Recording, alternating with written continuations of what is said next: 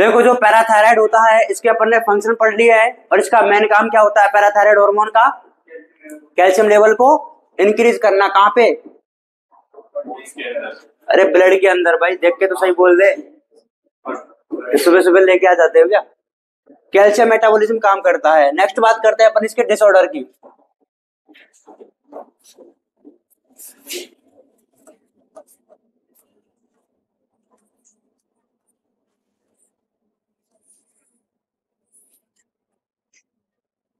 Disorder बताइए, hypo से होगा या हाइपर से? Hypo secretion and hyper secretion.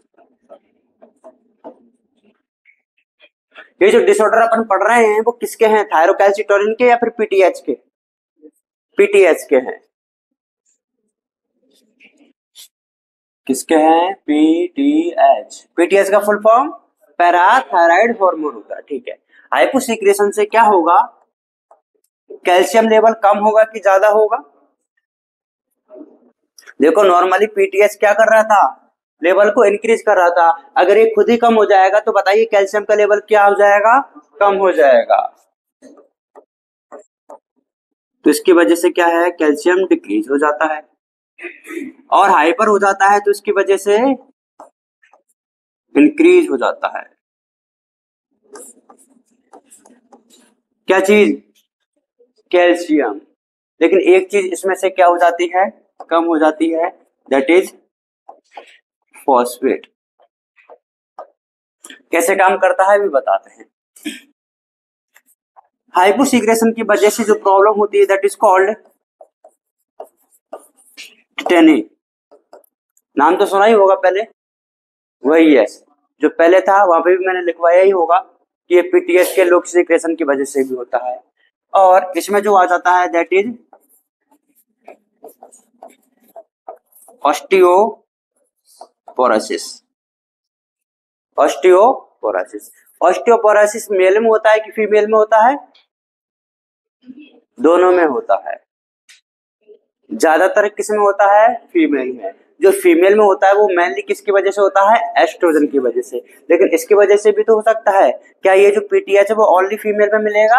नहीं, दोनों में मिलता है। तो आज के बाद में अगर आपसे कोई पूछे ऑस्टियोपोरोसिस मेल में होता है फीमेल में, दोनों में होता है। लेकिन अगर आपसे कोई पूछे एस्ट्रोजन की वजह से ऑस्टियोपोरोसिस किस में होता है, तो फीमेल में होता है। पीटीएच की वजह से दोनों में होता है। इनके बारे में अपन ऑलरेडी पढ़ चुके हैं, तो बार बार एक चीज को नहीं पढ़ना है। ये कंप्लीट हो जाती है parathyroid gland. Next gland is adrenal.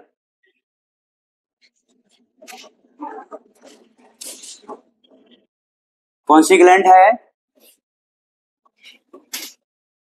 इसी का दूसरा नाम होता है सुप्रा रीनल ग्लैंड। इधर तो देखो, एड्रिनल का मतलब क्या होता है? रीनल का मतलब तो पता होगा, रीनल मतलब किडनी होता है। और एड का मतलब होता है एडेड। रीनल का मतलब किडनी। तो ये जो एड्रिनल ग्लैंड होती है वो कौन सी वाले ऑर्गन के साथ में ऐड रहती है, किडनी के साथ में। सुप्रा का मतलब बोलो ना, अबव। रीनल का मतलब किडनी। तो ये किसके ऊपर पाई जाती है, किडनी। तो देखो, देख रहे हो ना, ये जो एड्रिनल ग्लैंड होती है वो प्रेजेंट कहाँ पे होती है,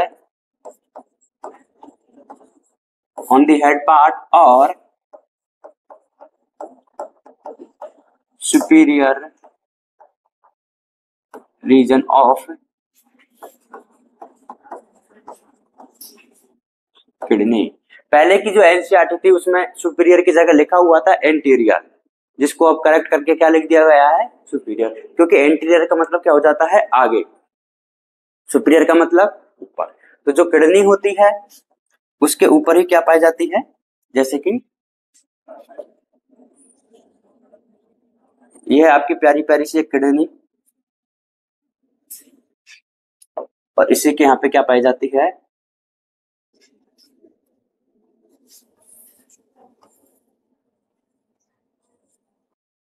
ये है एड्रिनल। तो इसके ऊपर है कि उसके आगे है? Adrenal gland. इतनी बात समझ में आ गई क्या? आई गई होगी। नेक्स्ट बात करते हैं इसकी ओरिजिन की। एड्रिनल ग्लैंड का जो ओरिजिन होता है दैट इज एक्टो मेसोडर्मल। ये एक्टोडर्मल भी होता है और मेसोडर्मल भी होता है, इसलिए इसको क्या बोला जाता है? एक्टोमेसोडर्मल।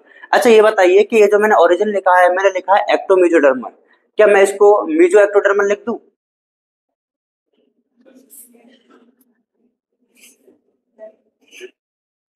ये जो मैंने लिखा है एक्टोमेसोडर्मल, अगर मैं इसको मीजो एक्टोडर्मल लिख दूं तो कोई दिक्कत?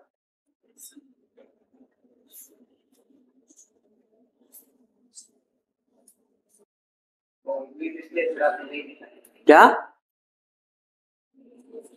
तो फिर नहीं, अपन ने मैंने मतलब मैंने ऐसे ही क्यों लिखा है एक्टोमेसोडर्मल? पहले तो उससे काम बाकी वाला लिख दो कोई नहीं। कुछ रूल्स होते हैं इंग्लिश के। हाँ, ये पहले आता है कि एम, कोई लॉजिक नहीं लगाना था, अपन क्या लॉजिक ढूंढते हर चीज में। सिंपल सा लॉजिक है कि अल्फाबेटिकल ऑर्डर में लिखना होता है। ये बात आपको समझ में आ गई क्या? आई गई होगी। अब देखो, ये जो एड्रिनल ग्लैंड होती है इसके दो पार्ट होते हैं।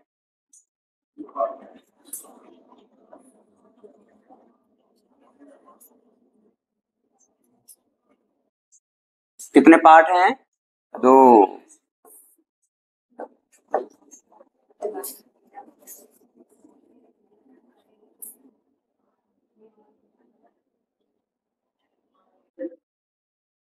और इसके ऊपर क्या पाई जाती है? एक टफ कवरिंग पाई जाती है, और ये जो टफ कवरिंग होती है वो किससे मिलकर बनी होती है? फाइब्रस टिश्यू से। किससे मिलकर बनी होती है? जो बाहर वाला एरिया होता है एड्रिनल ग्लैंड का उसको बोला जाता है एड्रिनल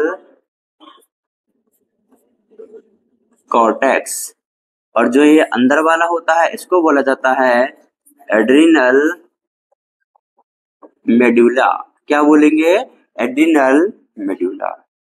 इधर तो देखो, ये जो एड्रिनल कॉर्टेक्स वाला जो पार्ट होता है दैट इज आउटर पार्ट। कौन सा वाला पार्ट है? आउटर। और जो एड्रिनल मेडुला है दैट इज इनर। अगर बात करते हैं टोटल एड्रिनल ग्लैंड में, जो एड्रिनल कॉर्टेक्स होता है ये कितना परसेंटेज कंट्रीब्यूट करता है? 80 to 90%। और जो रिमेनिंग पार्ट है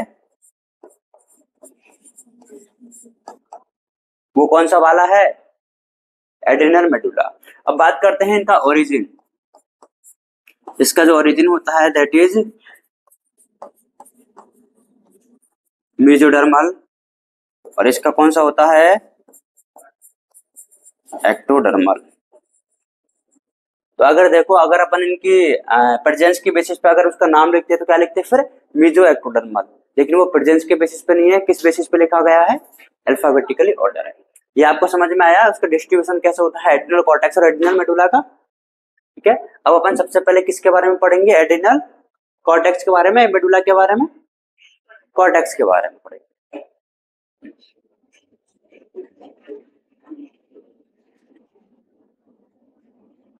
बातें नहीं करनी है।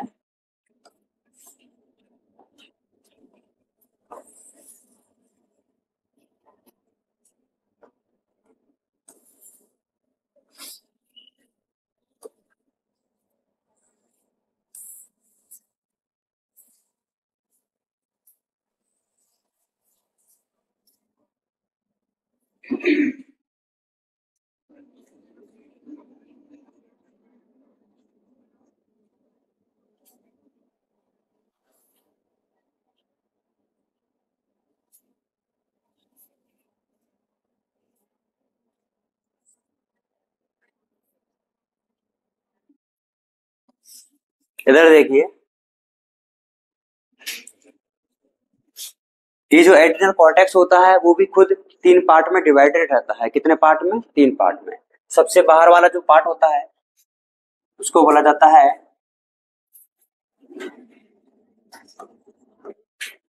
जोना ग्लोमेरुलेसा। क्या बोला जाता है? जोना। इसका मतलब क्या होता है? जोना का मतलब होता है जोन या फिर रीजन या फिर पार्ट। ग्लोमेरुलेसा का मतलब क्या होता है? कभी आपने ग्लोमेरुलस का नाम सुना है? कहाँ पे? क्या होता है glomerulus? Tuft of capillary. Tuft का मतलब क्या है? ग्रुप होता है, गुच्छा होता है। ठीक है, तो यहाँ पे जो सेल्स होती है वो कैसे पाई जाती है? ग्रुपिंग में पाई जाती है। क्या कर लेती है? ग्रुपिंग कर लेती है। ठीक है, second part is zona fasciculata. कभी आपने नाम सुना है फेसिकल का? क्या होता है फेसिकल? फेसिकल, फेसिकुलाई, कोई बात नहीं, तुम भूल जाते हो, मैं बता देता हूँ। मसल के बंडल को बोला जाता है। किसी भी चीज का जो बंडल होता है उसको फेसिकल बोलते हैं। तो यहाँ पे जो सेल्स होती है वो किसमें पाई जाती है? बंडल की फॉर्म में पाई जाती है।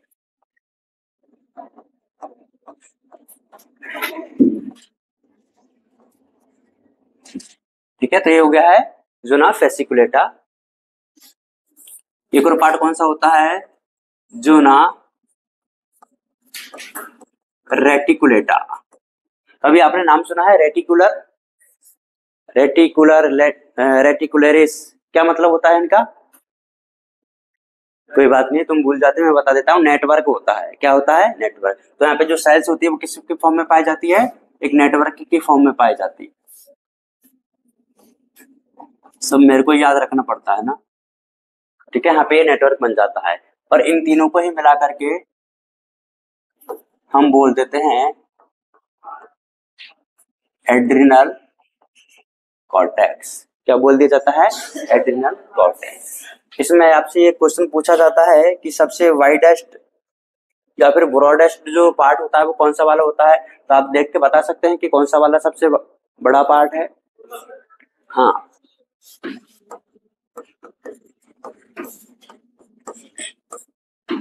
तो इनको जैसा मैंने बनाया वो वैसा होते हैं इसलिए बनाया। ठीक है, तो ये हो गया है एड्रिनल कॉर्टेक्स वाला। और जो अंदर का जो पार्ट रह जाता है ये वाला, इसको वो बोल दिया जाता है एड्रिनल मेडुला। क्या बोल दिया जाता है? Adrenal medulla. सुना नहीं है किसी को भी? ये बात क्लियर होगी सबको? तो एड्रिनल जो कॉर्टेक्स होता है उसके 3 पार्ट कौन कौन से बताइए? ग्लोमेरुलेसा, फेसिकुलेटा और रेटिकुलेटा। इसको आप शॉर्ट में याद रख सकते हो इससे, GFR। ये वो वाला GFR नहीं है, दूसरी वाली GFR ना। ये R भी याद रखना, GF को ही नहीं रखना। अब बात करेंगे अपन एड्रिनल कॉर्टेक्स। कभी आपने नाम सुनेंगे, अपन ने भी पढ़ा था कि जैसे एक होता है मिनरलोकॉर्टिकॉइड्स, एक होता है ग्लूकोकॉर्टिकॉइड्स। ये जो हार्मोन्स होते हैं वो कहां से रिलीज किए जाते हैं? एड्रिनल कॉर्टेक्स से ही रिलीज किए जाते हैं।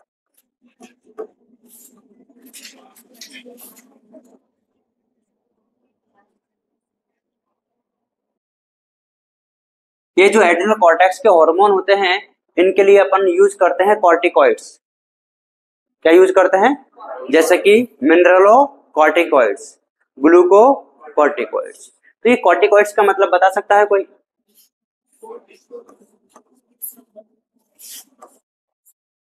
क्या बोलते हैं कॉर्टिकॉइड्स का मतलब?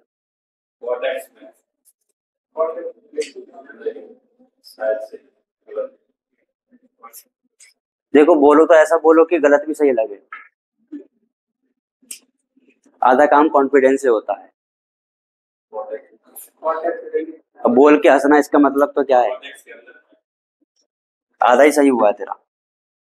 तो देखो, ये पार्ट कौन सा है? कॉर्टेक्स है। और इसकी जो नेचर होती है कॉर्टेक्स वालों की, कैसी होती है? स्टेरॉइड नेचर के होते हैं। मिनरलोकॉर्टिकॉइड्स स्टेरॉइड नेचर का है। अरे है या नहीं है? ग्लूकोकॉर्टिकॉइड्स स्टेरॉइड नेचर का है। सेक्स कॉर्टिकॉइड्स भी कैसा है? स्टेरॉइड नेचर का है। तो देखो, इन दोनों को ही मर्ज करके यहाँ पे अपन बोल देते हैं कॉर्टिकॉइड्स, कॉर्टेक्स स्टेरॉइड बराबर कॉर्टिकॉइड्स। इसका जो फर्स्ट लेयर है दैट इज जोना ग्लोमेरुलोसा, जोना। हाँ, तो यहां से जो हार्मोन रिलीज होते हैं, ग्रुप ऑफ हार्मोन को तो बोला जाता है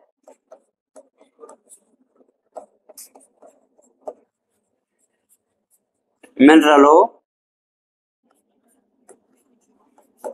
कॉर्टिकॉइड्स। और इसका जो मेन हार्मोन होता है वो है एल्डोस्टेरोन। कौन सा होता है? ठीक है। अब बात करते हैं इसको कंट्रोल और रेगुलेट कौन करेगा। तो इसका रेगुलेशन किया जाता है ACTH एंड, इसको भूल तो नहीं गए?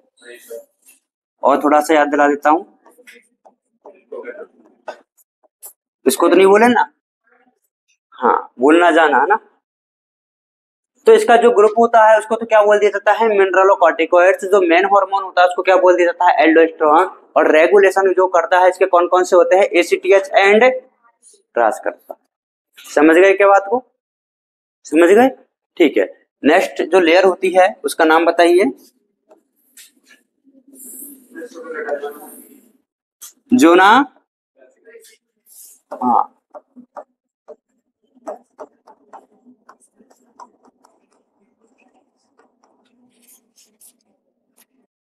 इस लेयर का जो ग्रुपिंग हार्मोन होता है उसको बोल दिया जाता है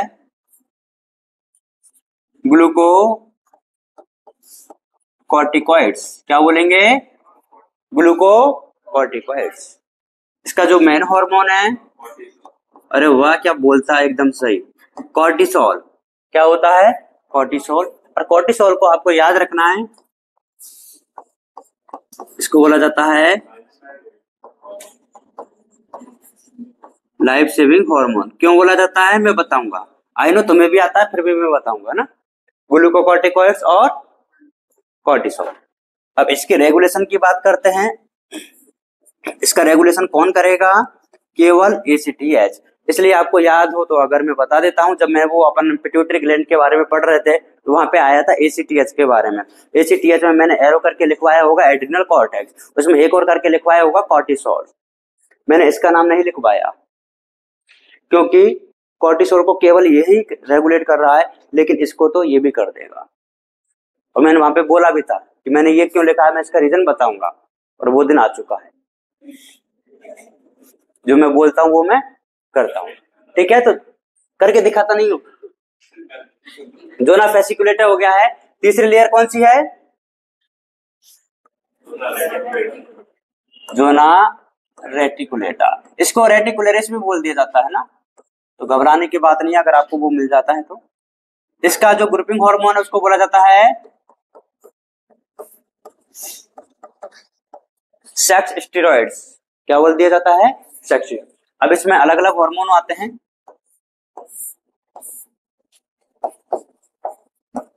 मेल में भी मिलेगा, फीमेल में भी मिलेगा। ये मेल में भी मिलते हैं और फीमेल में भी। इनको अपन नॉर्मली सेक्स हार्मोन भी बोल सकते हैं। ये जो मेल में जो मिलता है उसका नाम आपको पता है क्या? नहीं पता है आपको?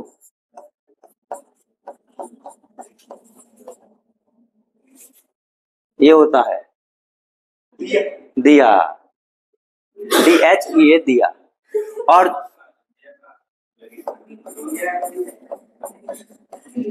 और जो फीमेल में होता है वो है लिया, एस्ट्रोजन एंड प्रोजेस्टेरोन। दिया का मैं फुल फॉर्म भी बता देता हूं।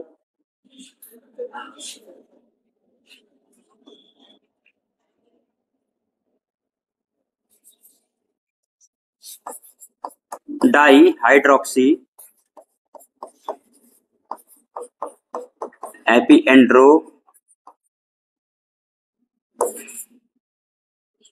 एपीएंड्रोजेंस। ठीक है, कभी आपने सुना है एंड्रोइशियम, गाइनोइशियम? एंड्रो वर्ड किसके लिए यूज किया जाता है? मेल के लिए, फीमेल के लिए, और गायनो फीमेल के लिए। तो यहाँ पे नाम कौन सा आ रहा है? एंड्रो। वो किसका हो जाएगा? मेल का। इनको एंड्रोजन्स भी बोला जाता है और उनको गायनोजन्स भी बोला जाता है। ठीक है, इसकी बात करते हैं। अब ये जो एल्डोस्टेरोन है, इसके फंक्शन की बात अपन करेंगे यहीं पे ही। बहुत सारे फंक्शन है, ध्यान से देखिए। पहला फंक्शन जो आप सभी जानते हो, जो अपन पढ़ भी चुके हैं एक्सक्रीटरी सिस्टम वाले में। फर्स्ट फंक्शन तो क्या होता है इसका? Reabsorption of water and sodium का। काम number 2, secretion of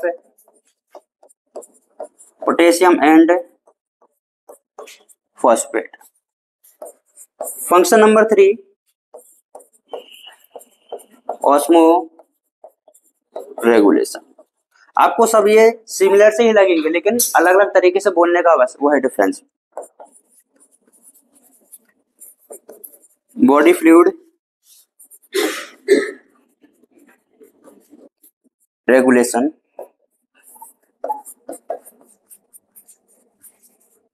electrolyte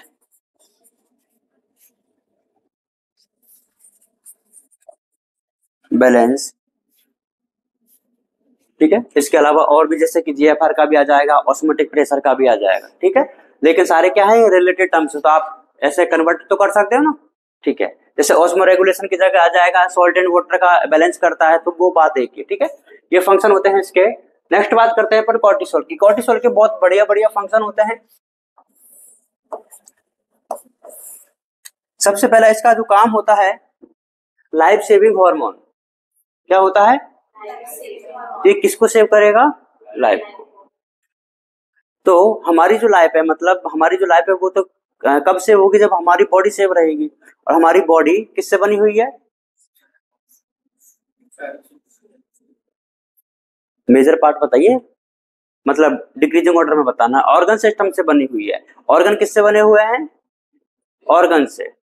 organ किससे बने हुए हैं? टिश्यू से। टिश्यू किससे बने हुए हैं? सेल से। तो अगर हम चाहते हैं कि हमारी बॉडी सरवाइव करे, तो हमें किसको सरवाइव करना पड़ेगा? सेल्स को। और सेल को सरवाइव करने के लिए आपको पता है क्या चाहिए? एनर्जी चाहिए। और एनर्जी का इंस्टेंट सोर्स कौन सा होता है? ग्लूकोज होता है। ग्लूकोन डी का नाम सुना है? और डिब्बा आता है, आपको दिया जाता है instant source of the energy. एड भी आता है ऐसे हाथ में लेकर के। ठीक है, उसमें देखना ग्लूकोन डी लिखा हुआ रहता है, तो मतलब जो इंस्टेंट सोर्स ऑफ एनर्जी है वो क्या है? कार्बोहाइड्रेट। कार्बोहाइड्रेट में भी मोनोसैकेराइड कौन सी आ जाता है? ग्लूकोज आ जाता है। अच्छा, दो टर्म होती है। एक तो होता है कि हमें किससे ज्यादा एनर्जी मिलती है, और एक होता है किससे जल्दी एनर्जी मिलती है। तो दोनों का क्या आंसर है? एक तो मैंने बताया दिया, दूसरा भी नहीं आता है क्या? अच्छा, तुम्हें आता, तुम बताना नहीं चाहते ऐसा? ओके, वो मैं भूल गया था। एटीट्यूड की दिक्कत रहती है ना तुम्हारे, है ना? तो कोई बात नहीं, मैं बता देता हूँ, मेरे में बिल्कुल भी नहीं है। तो ये चीज समझ में आ गई अपन को कि अपन को लाइफ सेव करनी है तो हमें किसको सरवाइव करना पड़ेगा? सेल को सरवाइव करवाना पड़ेगा। तो देखो, सेल को एनर्जी की सोर्स जो है वो क्या है? ग्लूकोज है। तो अपन क्या करेंगे? देखो इधर, फर्स्ट काम इसका जो होता है कार्बोहाइड्रेट मेटाबॉलिज्म। बातें नहीं करो। कार्बोहाइड्रेट मेटाबॉलिज्म आप मेरे को बताइए, अगर हमें ग्लूकोज बनाना है तो क्या अपन लिपिड को तोड़ के ग्लूकोज बना सकते हैं क्या? हैं? लिपिड को तोड़ के ग्लूकोज बनाया जा सकता है क्या? फैट को तोड़ के ग्लूकोज बनाया जा सकता है? हाँ, लिपिड से नहीं बना तो फैट से भी नहीं बनेगा, अगर तुम्हारे अकॉर्डिंग, है ना? लेकिन मैं बनाऊंगा। और प्रोटीन को तोड़ के ग्लूकोज बनाया जा सकता है? तुम मना करो, लेकिन मैं अभी बनाता हूँ। देखो, तुम्हारे हिसाब से दुनिया चल गई तो फिर तो हो गया काम। देखो, हमने क्या किया? प्रोटीन को तोड़ा और क्या बना दिया? Amino acid. फिर हमने क्या किया? लिपिड को तोड़ा या फिर फैट को तोड़ा और क्या बना दिया? Fatty acid. प्रोटीन को तोड़ने का प्रोसेस बोलो जल्दी से, बोलो ना भाई। लाइसिस, और लिपिड को तोड़ेंगे तो ठीक है। अब ये देखो, अमीनो एसिड और फैटी एसिड क्या कार्बोहाइड्रेट है? अमीनो एसिड और फैटी एसिड कार्बोहाइड्रेट है? अरे नहीं है। अरे वो ये कार्बोहाइड्रेट से कैसे बन जाएंगे? कैसे कैसे बातें करते हो भाई? अरे प्रोटीन से तोड़ा है, अमीनो एसिड बना है। मैं पूछ रहा हूँ क्या ये कार्बोहाइड्रेट है? हाँ है। अब बताओ, हाँ ठीक है, अब बताओ, वापस से शुरू करते हैं। क्या अमीनो एसिड और फैटी एसिड कार्बोहाइड्रेट हैं? नहीं है। लेकिन हमें ग्लूकोज बनाना है, क्या ग्लूकोज कार्बोहाइड्रेट है। तो देखो, अगर अपन किसी भी नॉन कार्बोहाइड्रेट से किसका फॉर्मेशन करते हैं? कार्बोहाइड्रेट का, तो उस प्रोसेस का नाम होता है, अपन ने बनाना क्या है? ग्लूकोज बनाना है। क्या हमने ग्लूकोज कार्बोहाइड्रेट से बना रहे हैं क्या? नहीं। किससे बना रहे हैं? नए मॉलिक्यूल से। किससे? नए मॉलिक्यूल से। तो इस प्रोसेस का नाम क्या हो जाता है? ग्लूकोनियोजेनेसिस। अब ये तो बोलना ही मत कि हमने सुना ही नहीं है ये। ग्लूकोनियोजेनेसिस। सिस का मतलब प्रोसेस, जेने का मतलब जनरेट करना, फॉर्मेट करना, नियो का मतलब न्यू मॉलिक्यूल से, ग्लू का मतलब ग्लूकोज का फॉर्मेशन करना नए मॉलिक्यूल से। नए मॉलिक्यूल का मतलब जो कि कार्बोहाइड्रेट नहीं होते हैं। पीछे जो सो रहा है उसको जगा दो भाई। समझ गए बात ये? ठीक है। काम number 2,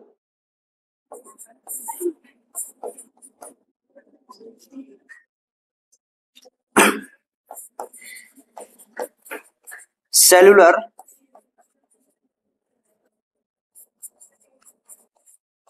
Uptake and utilisation of amino acid को क्या किया जाता है?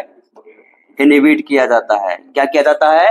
इनहिबिट किया जाता है। क्योंकि देखो, अगर अपन ने प्रोटीन को तोड़ा और अमीनो एसिड बना दिया, क्या बना दिया? अमीनो एसिड बना दिया, तो सेल तो इसको यूज करने लग जाएगी। लेकिन हम क्या चाहते हैं कि रुको, अभी हम क्या बना के दे रहे हैं तुम्हें? ग्लूकोज बना के देंगे, उसको यूज करो। क्योंकि हमें क्या करवाना है? लाइफ को सेव करवाना है। सेल को थोड़ी ना पता है उसको क्या है। सेल को तो बस क्या चाहिए? एनर्जी चाहिए। किस फॉर्म में मिल रही है? No idea. लेकिन हमें तो, हमारी बॉडी को तो पता नहीं कि इंस्टेंट सोर्स जो चाहिए वो किससे मिलेगा? ग्लूकोज से मिलेगा। समझ गए? तो अपन क्या करते हैं, जो सेल्स होती हैं वो अपन उसको किसको इनहिबिट करवा देते हैं कि अपन ने जो अमीनो एसिड बनाया है इसको यूज मत करो, अभी हम क्या बना के दे देंगे तुम्हें? ग्लूकोज बना के देंगे, उसको यूज करना। काम नंबर 3, इसका इफेक्ट होता है एंटी इन्फ्लामेटरी। कौन सा इफेक्ट है? Anti inflammation. इन्फ्लामेशन कभी ना कभी आपको हुआ ही होगा लाइफ में, है ना? इन्फ्लामेशन क्या होता है? ऐसा कभी अपन को लग जाती है तो वहां पे थोड़ा सी सूजन हो जाती है, रेड कलर का हो जाता है, दबाते हैं तो दर्द भी होता है। That is characteristic feature of the inflammation. कभी ना कभी आपको हुआ ही होगा ना, ऐसे हो नहीं सकता कि आप बिना इन्फ्लामेशन के जी रहे हो। तो उसमें क्या होता है, जैसे कि अगर अपन बेसिक एग्जांपल लेते हैं, किसी ने कभी ना कभी आपको मौका मिला होगा कि आपका मधुमक्खी ने काटा हो। डू यू नो मधुमक्खी भी? ठीक है। तो वो जहाँ पे डंक मारती है या फिर जहां पे काटती है तो वहां पे स्वेलिंग आ जाती है। ठीक है। अब ऐसा ही एक विजुलाइज करो, क्या वो स्वेलिंग जहां पे उसने काटा उसके अलावा और जो कि बॉडी पे भी स्प्रेड होती है क्या? नहीं होती है। उसको कौन रोक रहा है? कौन रोक रहा है? कॉर्टिसोल रोक रहा है। इसलिए इसका काम क्या है? Anti inflammatory. चलो मधुमक्खी वाला केस हटा देते हैं। नॉर्मली अपन गिर जाते हैं, वहां पे भी तो स्वेलिंग हो जाती है। ठीक है। तो वहां पे भी तो ऐसा थोड़ी ना है कि इधर लगी है तो पूरी बॉडी पे ही हो गया स्वेलिंग। ऐसा तो नहीं है ना, जिधर लगी उधर तक ही रहता है। या फिर अपन ऐसा कैसे मान के चलते हैं, अगर ये हमारी बॉडी में कॉर्टिसोल नहीं होता, क्या हो जाता? कॉर्टिसोल नहीं होता। अभी तो अपन ने जो केस लिया था वो एक मधुमक्खी के काटने की वजह से हुआ था, उसकी वजह से स्वेलिंग आ जाती है। अब कोई एक ऐसा कि कोई पागल इंसान है जो मधुमक्खी का जो छाता होता है उसमें ही मुंह दे डाला, तो बताओ इन्फ्लामेशन की जो रेट है वो बहुत ज्यादा नहीं हो जाएगी? लेकिन फिर भी उसको कौन बचाने की कोशिश करेगा? कॉर्टिसोल। क्योंकि इसका इफेक्ट क्या है? Anti inflammatory. इसलिए तो बोला जाता है कि हर जगह मुंह नहीं मानना चाहिए। ठीक है। तो ये तीसरा काम हो जाता है। काम नंबर 4, इम्यूनो सप्रेसिव।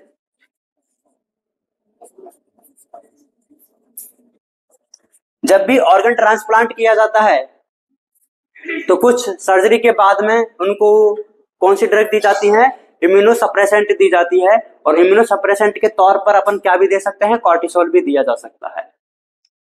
क्या भी दे सकते हैं, कॉर्टिसोल भी दे सकते हैं। क्या दे सकते हैं, कॉर्टिसोल भी। अगला काम,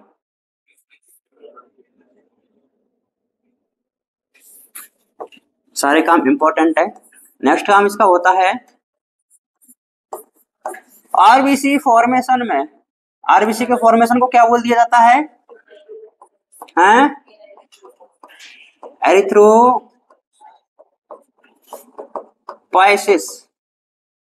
काम नंबर अगला,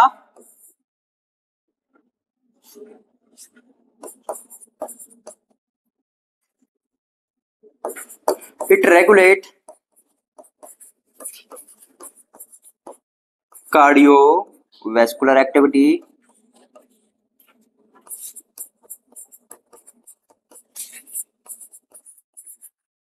एंड किडनी फंक्शन।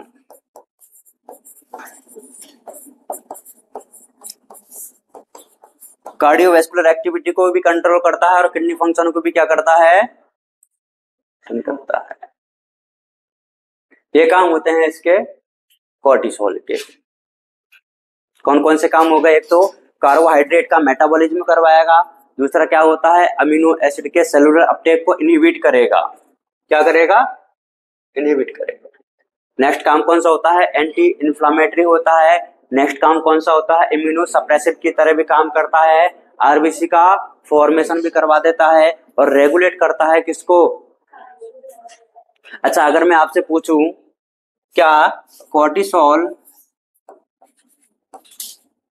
बीपी के रेगुलेशन में भी काम कर सकता है, क्या कर सकता है, क्योंकि कार्डियोवैस्कुलर है। क्या ये ब्लड प्रेशर के मेंटेनेंस में भी रोल कर सकता है, क्या कर सकता है, क्योंकि इसमें क्या आ जाता है, किडनी का।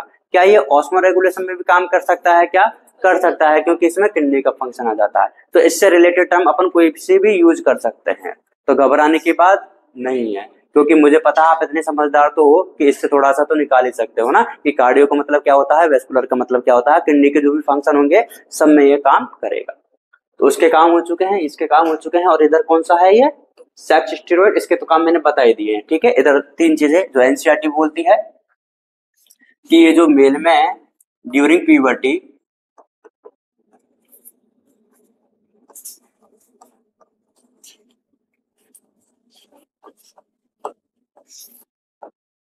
pubic hairs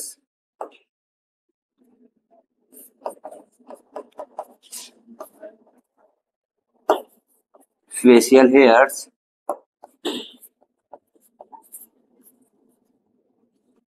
और बॉडी हेयर्स, जो भी किसकी वजह से होते हैं, सेक्स स्टेरॉइड की वजह से होते हैं।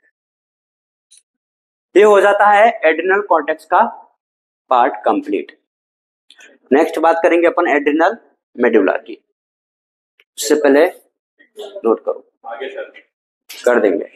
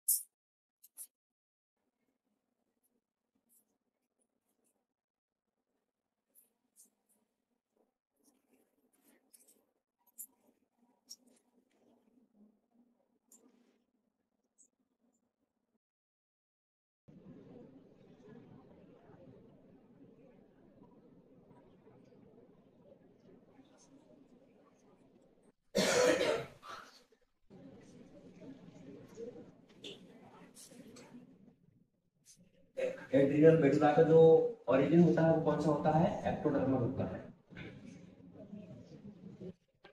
जो कि किससे ड्राइव होता है, न्यूरल सिस्टम से। और हमें पता है कि जो नर्वस सिस्टम होता है वो खुद किससे ओरिजिनेट हुआ है, एक्टोडर्म से हुआ है। देखिए जो एड्रिनल मेडुला वाला जो पार्ट है इसके अंदर दो हार्मोन पाए जाते हैं। फर्स्ट वन इज एड्रिनलिन और दूसरा कौन सा होता है, एड्रिनलिन। ये एड्रिनलिन का ही दूसरा नाम होता है एपिनेफ्रिन और इसका नाम होता है नॉरएपिनेफ्रिन।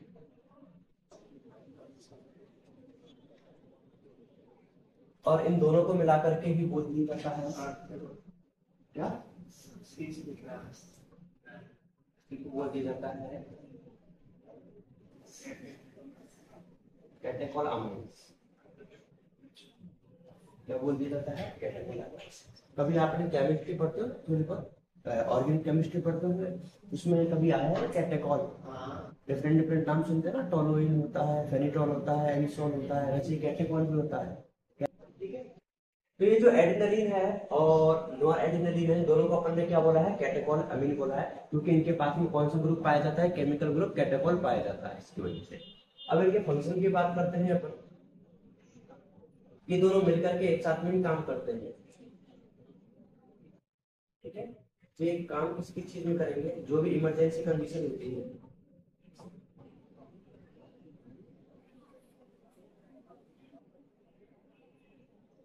उसमें इन्वॉल्व होते हैं, इसलिए इन हार्मोन को क्या बोल दिया जाता है,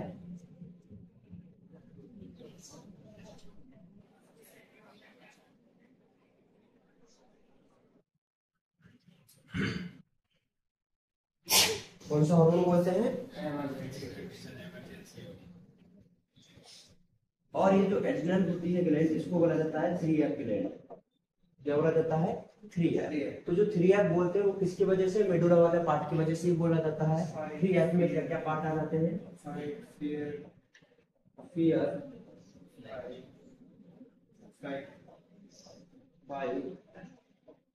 और देखो जब आपको डर लगेगा या फिर आपके साथ में कोई भी ऐसी सिचुएशन आ जाती है, तो या तो उस सिचुएशन से आप क्या करना पड़ेगा, आपको फाइट करना पड़ेगा, या फिर इस सिचुएशन से क्या करना पड़ेगा, आपको फ्लाइट करना पड़ेगा। फ्लाइट मतलब भागना, उड़ने वाला नहीं, भागना। क्योंकि हम ह्यूमन स्पीसीज है तो हम उड़ नहीं सकते, ठीक है, बाकी के जो उड़ सकते हैं वो उड़ो ना, कुछ उड़ते भी है इमरजेंसी कंडीशन में ये हार्मोन। अब देखो कंडीशन कौन कौन सी हो सकती है, जैसे कि मैंने पहले बताया कि अपन को, हाँ कंडीशन जो नॉर्मली है कि कौन सी में अपन को डर लगेगा, तो ये मान के चलो कि अपने पीछे शेर पड़ गया, कि कुत्ते से तो बहुत कम डरते हैं, शेर से थोड़ा बहुत डर लगता ही होगा, ठीक है। तो सर कंडीशन में क्या क्या हो सकता है वो देखिए। तो ये जो एड्रेनलिन और नॉर एड्रेनलिन होते हैं वो तो एक तो आपकी अलर्टनेस को ज्यादा करवा देते हैं।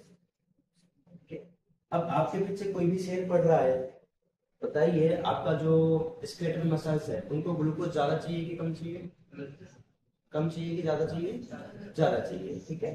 तो अपन ने जैसे कि पढ़ा था कि अगर मैं प्रोटीन को तोड़वाऊंगा, मतलब प्रोटीन तोड़वानी चाहिए कि बनवानी चाहिए, तो ग्लूकोज चाहिए हमें, तो प्रोटीन को तोड़वा करके अमीनो एसिड बनेंगे और अमीनो एसिड से क्या बनेगा, ग्लूकोज बनेगा। तो प्रोटीन को तोड़वाओ कि जुड़वाओ, तोड़वाना पड़ेगा, प्रोटीओ। वैसे ही लिपिड को तोड़वाएं कि जुड़वाएं,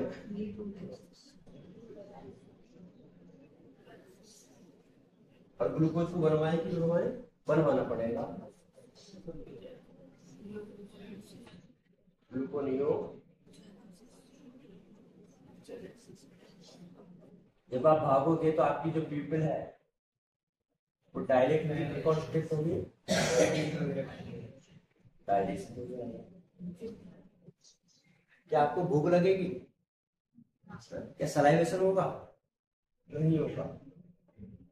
ऐसे थोड़ी ना है कि सिर पीछे पड़ रहा है, बीच में मिठाई की दुकान आगे के लिए रसगुल्ला खाई देता हूँ, या तो तू भी बैठ जाए, एक तू ले एक मैं लेता हूँ, ऐसा तो नहीं होगा ना। हाँ तो ये कुछ कंडीशन क्या, हाँ पाई डायरेक्शन हो जाता है, इसको बोला जाता है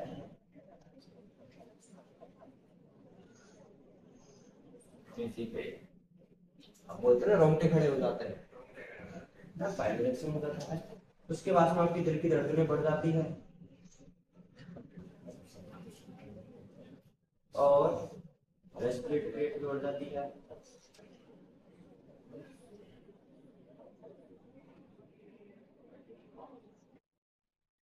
तो वो इन सबको काम को करवाने वाला जो हार्मोन है वो कौन से होते हैं, एड्रेनलिन और एपिनेफ्रिन, नॉर एड्रेनलिन होते हैं, दोनों एक साथ मिलकर के काम में करें। मैक्सिमम जो काम होता है किसका होता है, एड्रेनलिन का होता है। अगर ये दोनों साथ हैं, ध्यान से सुन लेना, अगर ये दोनों साथ है तो ये सिनर्जिस्टिक होते हैं। वैसे अगर ये दोनों साथ मिलकर के काम कर रहे हैं तब अपन ने इनको क्या बोला है, कैटेकोलामिन। तो जब दोनों मिल जाते हैं तो ये अच्छा काम करते हैं, जब दोनों मिल जाते हैं तो वो कैसे होते हैं, ये सिनर्जिस्टिक होते हैं। मतलब ऐसे हार्मोन अपन पढ़ेंगे जो एक दूसरे के साथ में मिलकर के काम करते हैं, एक के जैसा ही काम करते हैं तो उनको सिनर्जिस्टिक बोला जाता है, और एक दूसरे के जो अपोजिट करते हैं उनको क्या बोला जाता है, एंटागोनिस्टिक बोला जाता है। अब इसकी डिजीज के बारे में बात करते हैं, डिसऑर्डर।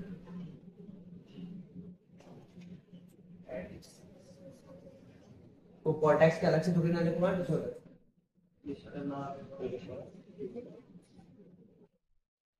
अब इसमें देखो अपन को जो डिसऑर्डर पढ़ने हैं वो किसके पढ़ने हैं, एड्रिनल ग्लैंड के पढ़ने हैं। तो उसका हाइपोसीक्रेशन भी हो सकता है और हाइपरसीक्रेशन।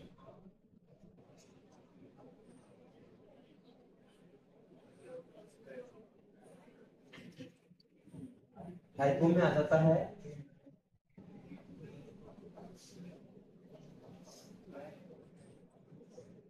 एडिशन। अभी किसके हाइपोसिक्रेशन की वजह से होगा, अपन तो डिफरेंट बहुत सारे हार्मोन पढ़ रहे हैं, एक होता है एल्डोस्टेरोन, एक होता है कॉर्टिसोल, सेक्स स्टेरॉइड, एपिनेफ्रिन और एपिनेफ्रिन। किसके हाइपोसिक्रेशन की वजह से होगा ये,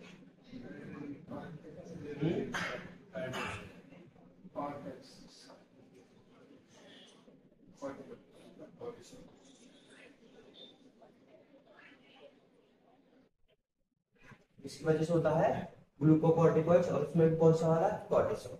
कॉर्टिसोल हमारे क्या कर रहा था, उसको अपन ने बोला था लाइफ सेविंग हार्मोन, क्या बोला था, ठीक है। और हमें लाइफ को सेव करवाने के लिए स्मॉल स्टूडेंट ऑफ लाइफ क्या होती है, सेल। सेल को सरवाइव करवाना पड़ेगा, और उसको सरवाइव करने के लिए क्या चाहिए, एनर्जी।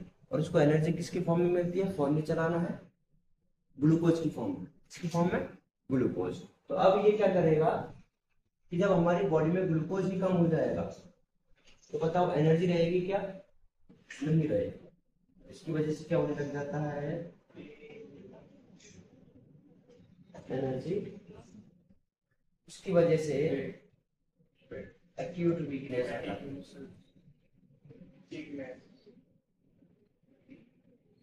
इसकी वजह से फ्रेश भी हो सकता है, और इसकी वजह से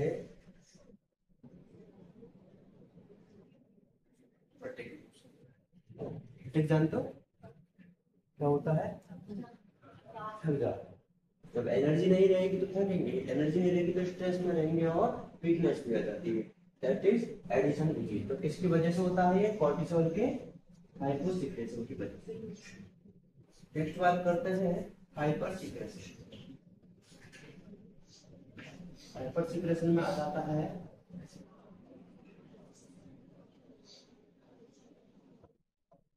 कौन सी डिजीज, इसमें हाइपरसिक्रेशन हो जाता है किसका, कॉर्टिसोल का।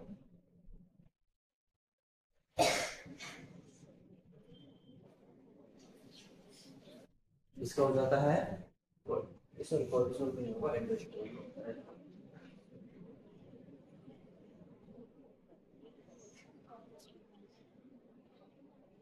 अगर एल्डोस्टेरोन ज्यादा हो जाता है तो कौन सी डिजीज हो जाती है, कौन सी डिजीज होता क्या है, ये देखो एल्डोस्टेरोन की वजह से क्या क्या चीजें हो जाती है, थोड़ी ज्यादा एक्स्ट्रा होने लग जाए। कसिंग सिंड्रोम होता है ये, या फिर कसिंग डिजीज भी बोल दिया जाता है, और ये होता है कोर्टिसोल के टाइप से। अब बताओ जब कोर्टिसोल ज्यादा हो जाएगा, कोर्टिसोल क्या करवा रहा था, लिपिड को तोड़वा रहा होगा, प्रोटीन को तोड़वा रहा होगा। तो अगर वो बहुत ज्यादा हो जाएगा तो बताओ लिपिड भी तो ज्यादा टूटेगी, टूटेगी नहीं टूटेगी। ठीक है, तो जब लिपिड टूटने लग जाती है तो वो बॉडी पर डिफरेंट डिफरेंट पार्ट में क्या डिपॉजिट होने लग जाती है। इसकी वजह से ये फेस पे भी डिपॉजिट होने लग जाएगी, है ना, पहली पार्ट पे भी डिपॉजिट होने लग जाती है। इसकी वजह से जो बॉडी होती है वो कुछ इरेगुलर शेप में बन जाती है। तो आपको कुछ याद नहीं रखना है, बस एक तो ये आपकी जो एनसीईआरटी में दिया हुआ है एडिशन की चीज, बाकी का बस नाम याद रख लो, किसकी वजह से हो रहा है वो काम याद रख लो। नेक्स्ट ये जो एड्रिनल ग्लैंड होती है, एक तो इसका नाम क्या हो जाता है, क्लियर। तो बोला है इसको करने क्लियर, ये क्यों बोला है, क्लियर, फाइट और फ्लाइट में काम करती है। इसको बोला जाता है कोरस। कोरस इसलिए बोला जाता है, फर्स्ट इसका मतलब होता है ये शुगर मेटाबॉलिज्म में इन्वॉल्व होती है, मतलब कि कार्बोहाइड्रेट का मेटाबॉलिज्म करवाती है। ठीक है, सेकंड वन है ये सॉल्ट को रिटेन करती है, एल्डोस्टेरोन सॉल्ट को रिटेन करता है नहीं करता, और एल्डोस्टेरोन हार्मोन किसका है, एड्रिनल ग्लैंड। तीसरा एक इसमें भी इन्वॉल्व है स्ट्रेस जैसी कंडीशन में। चौथा ये इन्वॉल्व होती है किसमें, सेक्स स्टेरॉइड्स। इसलिए एड्रिनल ग्लैंड को बोला जाता है 3S और 4S ग्लैंड।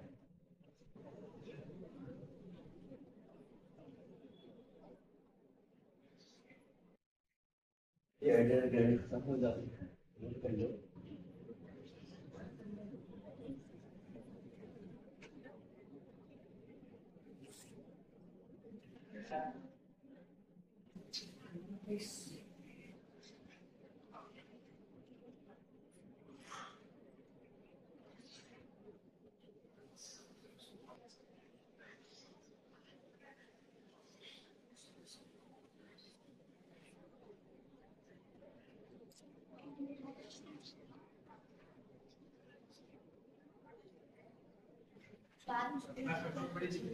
देखो एड्रिनल ग्लैंड खत्म हो चुकी है, नेक्स्ट बात करेंगे अपन थाइमस के बारे में।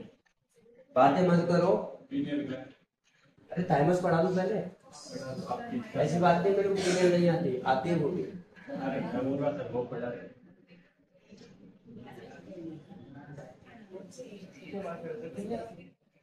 थाइमस ग्लैंड देखिए इधर, आवाज आ रही मेरी, नहीं आ रही आवाज, इधर बैठी हुई है फिर भी। थाइमस जो ग्लैंड होती है इसका जो ओरिजिन होता है वो होता है एंडोडर्मल। कैसा होता है, एंडोडर्मल। ये बाइलोब स्ट्रक्चर होती है और प्रेजेंट होती है, अरे बातें मत करो भाई, समझ में नहीं आती एक बार ना। प्रेजेंट बिटवीन लंग्स, किसके बीच में पाई जाती है, लंग्स के बीच में पाई जाती है, एंड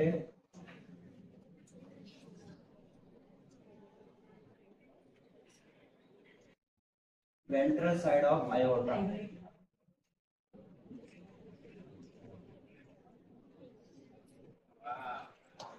ठीक है, लंग्स के तो बीच में पाई जाती है और आयोटा की वेंट्रल साइड में पाई जाती है। वो थायराइड थी,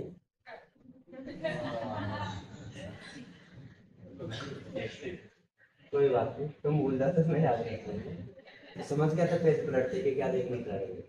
थाइमस जो ग्लैंड होती है वो एंडोडर्मल होती है, वो भी बाइलोब स्ट्रक्चर है, और किसके बीच में पाई जाती है, लंग्स के बीच में और वेंट्रल साइड ऑफ आयोटा पाई जाती है। तो देखो लंग्स से वेंट्रल साइड तो दिखना जरूरी है। थाइमस ग्रैंड को बोला जाता है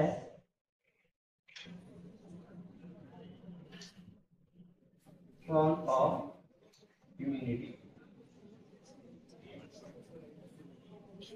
इसी को बोला जाता है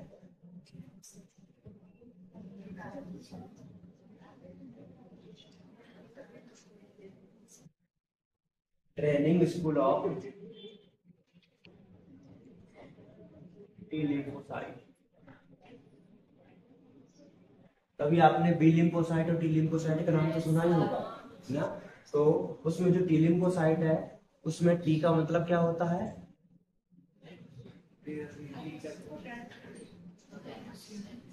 आवाज आ रही है मेरी? जो टी लिम्फोसाइट होती है उसमें टी का मतलब क्या होता है? थाइमस होता है। टी का मतलब, टी का मतलब बताओ बस। टी का मतलब थाइमस होता है। अरे तो टी का पूछ रहा हूँ, टी का मतलब थाइमस होता है। टी का मतलब ट्री। अगर जैसे ऐसा भी नहीं कि अपन को बताने जरूरी नहीं भी आता है तो अपने पास में एक और ऑप्शन होता है चुप रहने का। ऐसा कोई कंपल्सन तो नहीं होता है कि बोलना ही पड़ेगा चाहे गलत बोल दूं, और गलत भी इतना कि जिसकी आती नहीं।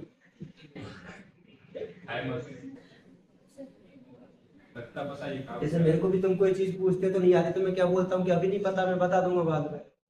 अभी तुमने गलत सलत बता दिया, बाद में बता देंगे। ठीक है भाई, मेरे से गलती हो गई, तेरे से पूछ लिया मैंने। टी लिम्फोसाइट और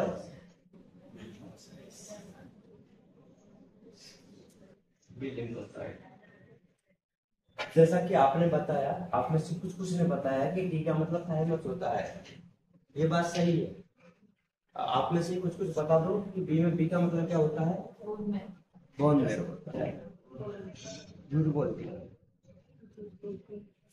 बी में बी का मतलब बोन मैरो नहीं होता है।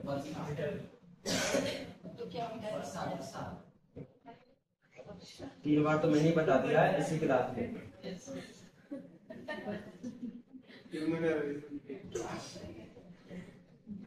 और आज चौथी बार बता देता हूँ, कोई बात नहीं है ना, बच्चे हो नादान नहीं था। क्या नादान नहीं था कि प्रेजेंट नहीं था? नादान तो है ना। बी लिम्फोसाइट में बी का मतलब होता है बर्सा ऑफ फेब्रिसियस। वो बारिश वाली वर्षा नहीं।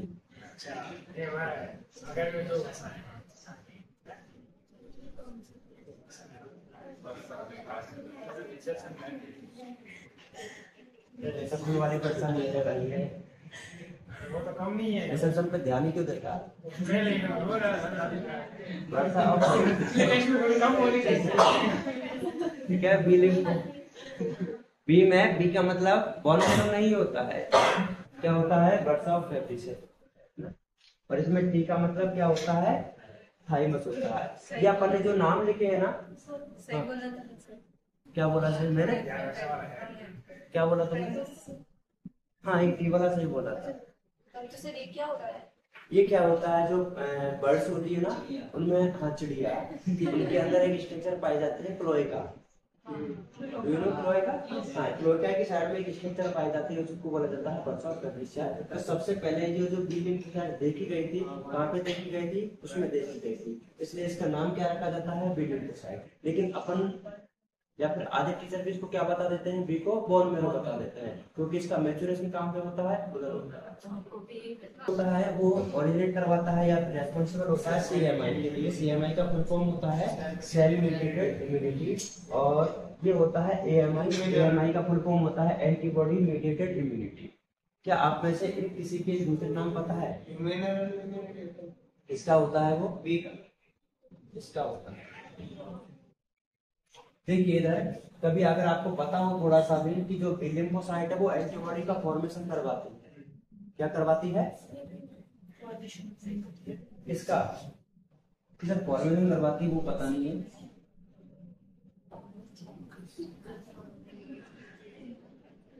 एंटीबॉडी का फॉर्मेशन करवाती है।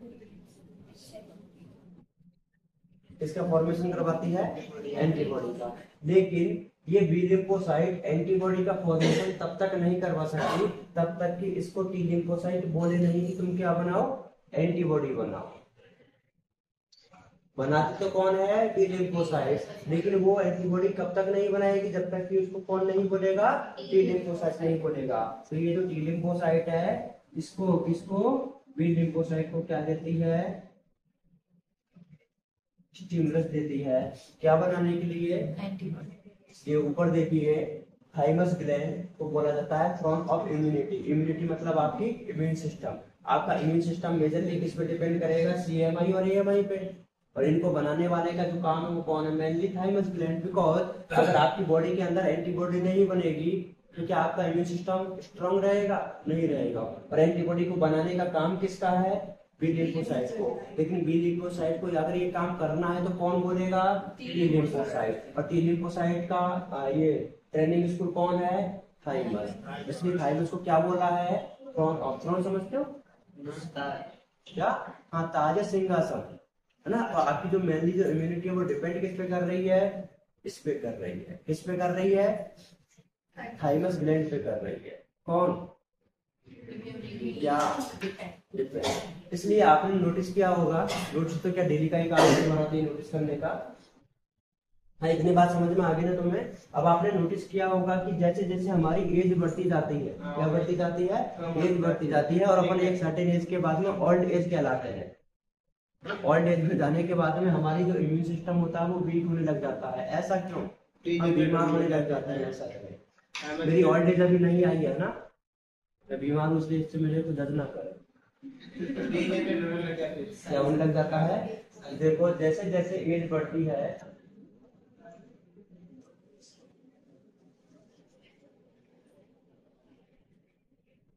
इंक्रीजिंग एज के साथ में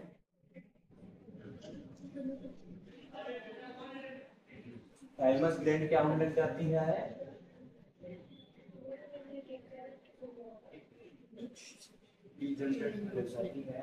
उसकी वजह से इम्यून सिस्टम वीक होगा कि स्ट्रांग होगा?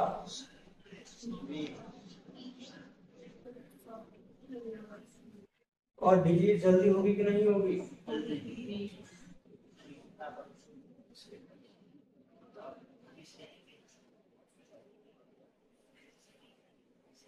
इसमें होता है ये इंक्रीजिंग एज के साथ में होता है। क्योंकि इसका रीजन समझिए आप। क्योंकि अगर थाइमस ग्लैंड नहीं होगी तो टी लिम्फोसाइट नहीं बनेगी। टी लिम्फोसाइट नहीं बनेगी तो वो बी लिम्फोसाइट को नहीं बनेगी। बी लिम्फोसाइट काम नहीं करेगी तो एंटीबॉडी नहीं बनेगी। एंटीबॉडी नहीं बनेगी तो इम्यून सिस्टम नहीं बनेगा। इम्यून सिस्टम नहीं रहेगा तो कोई भी डिजीज होगी तो आप बीमार हो जाओगे। बीमार हो जाओगे तो मर जाओगे। बीमार होने के बाद कौन मरता है? जो बीमार होता है अगर उसका टाइम पे इलाज नहीं किया जाए। अच्छा, तो मैं ये बताऊं, हाँ मैं बीमार हूँ लेकिन मेरा इलाज चल रहा है तो डोंट वरी ना, जब तक सिलेबस नहीं होगा नहीं जाऊंगा। सिलेबस के बाद आपको खुद को जाना है। वो तो तुम यही करते हो। सब जल्दी करवाती हूँ तो सबसे ज्यादा बोलता है कि करो आगे करो। ऐसे कैसे लोग हो? हमारे टाइम पे ऐसे बच्चे नहीं हुआ करते थे। आपका टाइम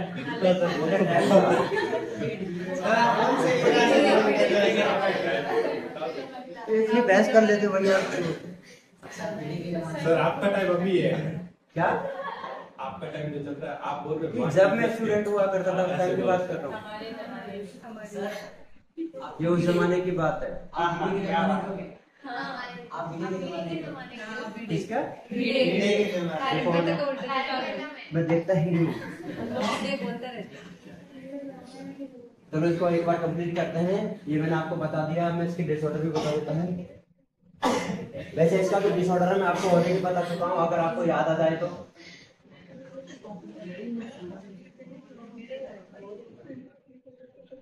हेलो, आवाज आ रही है क्या? ये एक नाम मैं बता रहा हूँ, बताना आपने कभी पढ़ा है क्या?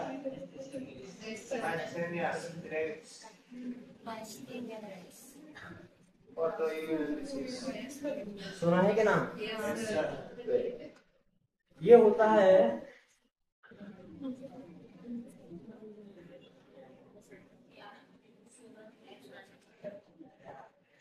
थाइमोसिन के ज्यादा होने से। अच्छा, ये थाइमोसिन ग्लैंड का जो हार्मोन होता है उसका नाम क्या है? थाइमोसिस। हाँ,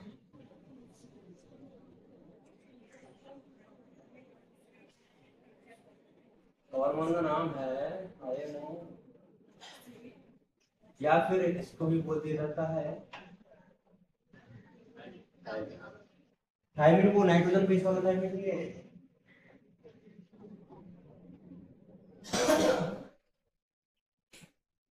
तो इस मास्टर ग्रेव्स में क्या होता है वो तो तुम्हें पता ही है, फिर भी मैं बता देता हूँ, फिर तुमने पलटोगे नहीं तो। मास्टर ग्रेव्स में क्या हो जाता है, एंटीबॉडी बन जाती है इसके लिए, न्यूरोमस्कुलर जंक्शन के लिए। उसकी वजह से कॉन्ट्रैक्शन नहीं होगा। कॉन्ट्रैक्शन नहीं होगा तो क्या होगा, रिलैक्सेशन होगा।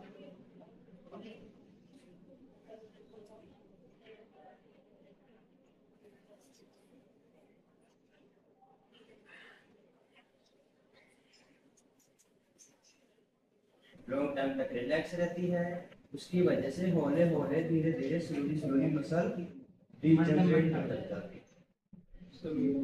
इसी को बोल दिया जाता है माइस्थेनिया ग्रेविस। माया का मतलब होता है मसल, सिस्थेनिया का मतलब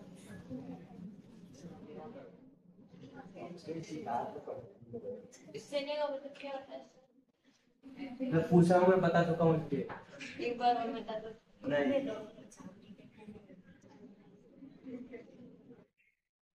ग्रेविस का मतलब होता है क्या, क्या हुआ रे मेरा तुम्हारा? नहीं, हमारा तो आप वो तो हो गई। ये लो। कॉकरोच है कॉकरोच।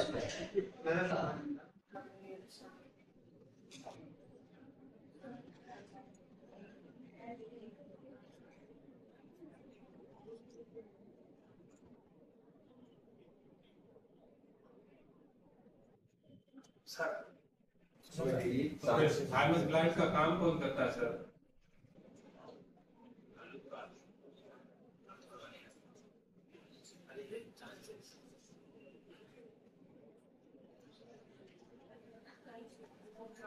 आगे बोलो सर।